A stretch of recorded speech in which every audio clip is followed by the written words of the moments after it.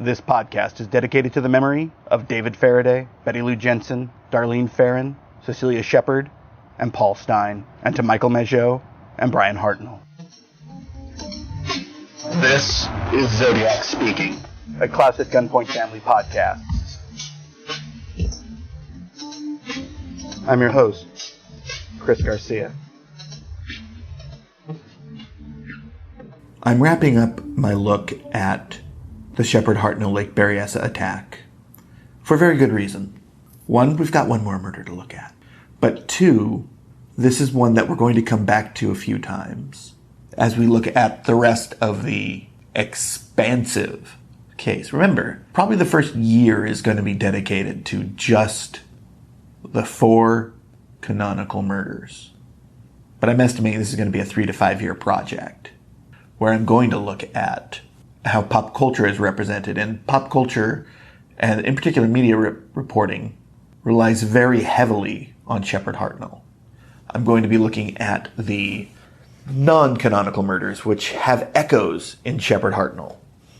I'm going to be looking at ideas of identity within the case and how they reflect. And Shepard-Hartnell is a big part of that, because this is the only place we get words other than the letters. Also expect a whole lot on the letters. Several things are true. The 3 biggest I can think of are the really important role in this case that lies played. He lied about having left and escaped prison. I honestly think Brian Hartnell lied when he said, "I think I can help you."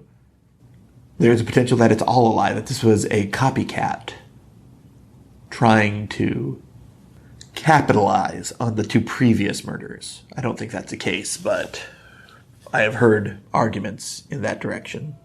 The fact that he said, "I just want your money." All of these are important aspects. Truth, lies, they're all here, and they all need to be examined to get the reality of what has happened. Taking another step back, I still don't know anything more about Cecilia Shepard than I did when I started this. And this bothers me a lot. Probably always will, to be honest. I really think we should be more interested in the lives of the people who are murdered than in the identities of the people who did it or the circumstances within the murder. Relatively soon, I'm going to be launching a project that is going to attempt to do just that. But here it's incredibly striking. We know a fair bit about Brian Hartnell. We know almost nothing about Cecilia Shepard. In fact, of all the victims, we probably know less about Cecilia Shepard on a wide scale than we do about any of the others. Maybe Paul Stein. This is a tough case when you're looking at it as a set of moments. But every moment that is attached to Cecilia Shepard appears to be detached from anything that happened prior to the murders. We have no context of her life. And I hate that. To think of Shepard-Hartnell as the turning point, I think is key. I've said it before, the first 2 are nearly identical, except for the specifics. Boiled down to syrup, they are both 2 kids making out in a car, get shot by someone who drives up. The type of ammo, the type of weapon, the location, the number of survivors, all of that, very little. This one is a change. This one is still 2 kids in daylight are confronted by a killer who then kills them. And Stein is completely different. And this is often one of the problems that a lot of researchers have with this case in general. I think one of the reasons why there are a growing number of people who believe in the no actual Zodiac idea. They're wrong. I'm 99% certain now, when I was probably 90% certain prior, that this is one killer. But it is one killer who is more aware of what's going on within the investigation and within his own, I don't want to say use, but his own activities and how they are looked on. I've said it many times. He is a true crime fan. He had to have known what they were looking for, and had to have known exactly how to swing to make the changes. He had to have known that they were looking for a specific set of things. And each of those murders, those first 3 that we've looked at so far, all of them have markers that clearly point to the Zodiac. And I think it's why he was so much more active and sent the piece of Paul Stine's shirt with the final killing, because it was so far out, it needed to be deeply connected.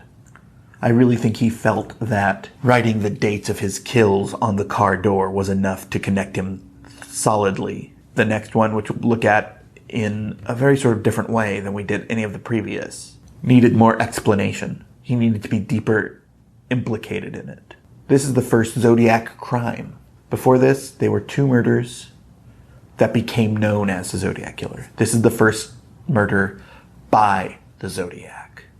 That is so important, because once he had a name, then there was an identification that needed to be pushed forward. And he did, certainly.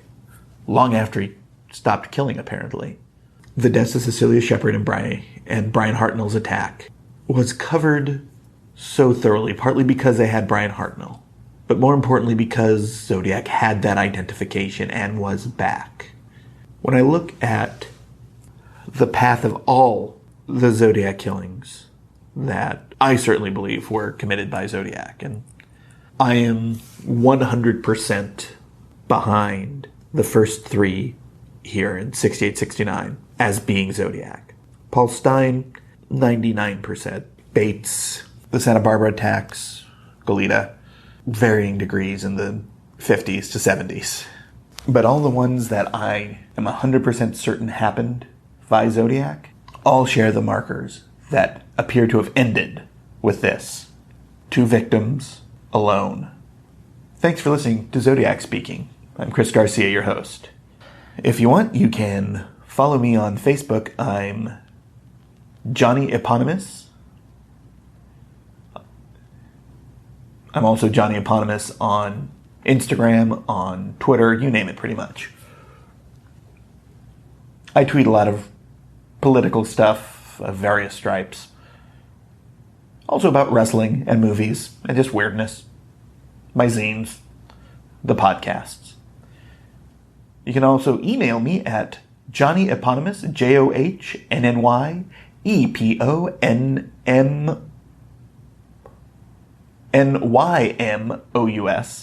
@gmail.com. There's a link in your thing. You'll find it. I'd love to hear from you, especially if you have anything about Cecilia Shepard. I really want to dig into her story. We'll be back in a little while. It's probably going to be a couple of weeks. And we're going to start with Paul Stine, which is probably going to be a 2 or 3 episode launch. So stick around for that. Thanks for listening to Zodiac Speaking, a classic Gunpoint Family podcast.